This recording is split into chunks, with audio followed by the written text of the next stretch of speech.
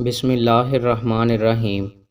حضرت عائشہ رضی اللہ تعالی عنہ بیان کرتی ہیں، رسول اللہ صلی اللہ علیہ وآلہ وسلم کو ایک انصاری بچے کے جنازے کی دعوت دی گئی تو میں نے کہا، اللہ کے رسول، جنت کی اس چڑیا کے لیے بشارت ہے، اس نے کوئی برائی کی نہ اس کا وقت پایا۔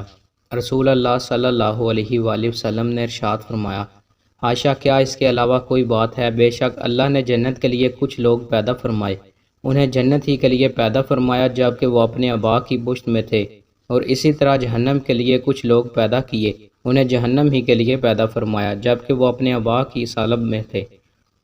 رسول اللہ صلی اللہ علیہ وآلہ وسلم نے ارشاد فرمایا، بندہ جہنمیوں کے سے عمل کرتا رہتا ہے حالانکہ وہ جنتی ہوتا ہے، دوسرا آدمی جنتیوں والے عمل کرتا رہتا ہے حالانکہ وہ جہنمی ہوتا ہے۔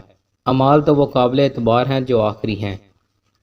رسول اللہ صلی اللہ علیہ وآلہ وسلم نے ارشاد فرمایا، لوگ ایک دوسرے سے سوال کرتے رہیں گے حتیٰ کہ یوں بھی کہا جائے گا، اس محلوق کو تو اللہ نے تخلیق کیا، تو اللہ کو کس نے پیدا کیا؟ جب وہ یہ کہیں تو تم کہنا، اللہ یکتا ہے، اللہ بے نیاز ہے، اس کی اولاد ہے، نہ والدین، نہ کوئی اس کا ہمسر ہے۔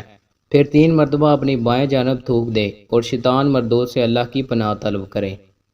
رسول اللہ صلی اللہ علیہ وآلہ وسلم نے ارشاد فرمایا، 4 چیزیں ایسی ہیں جسے مل جائیں تو اسے دنیا و آخرت کی بھلائی مل گئی: شکر گزار دل، ذکر کرنے والی زبان، تکلیفوں میں صبر کرنے والا بدن، اور ایسی عورت جو اپنے خامن سے اپنی ذات کے بارے میں اور اس کے مال کے بارے میں خیانت کی طالب نہ ہو۔